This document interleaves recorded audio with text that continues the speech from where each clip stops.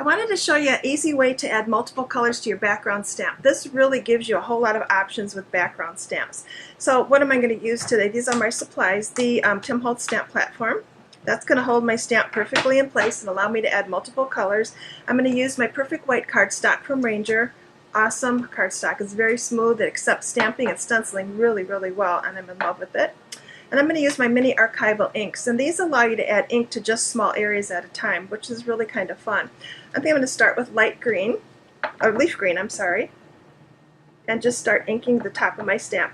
Takes multiple stampings. There's one for the bloopers. Takes multiple stampings, but that's fine. It's because it's very easy. Your stamp stays in the perfect position. Then I'll switch to Garden Patina. And if I go over the green, I'm not going to worry about it. It's not going to be a big problem. Then I'll stamp my Garden Patina. I need to do this area over here. And what you need to remember is this area is way over here. So I need to get some more ink on here. And you can see, even though you're stamping multiple times, it could not be any easier. Okay, this will be Garden Patina again. And then I'm going to switch to a brown. And I chose Potting Soil this time. Like I said, if I go over the areas that had the Garden Patina, not going to be a problem.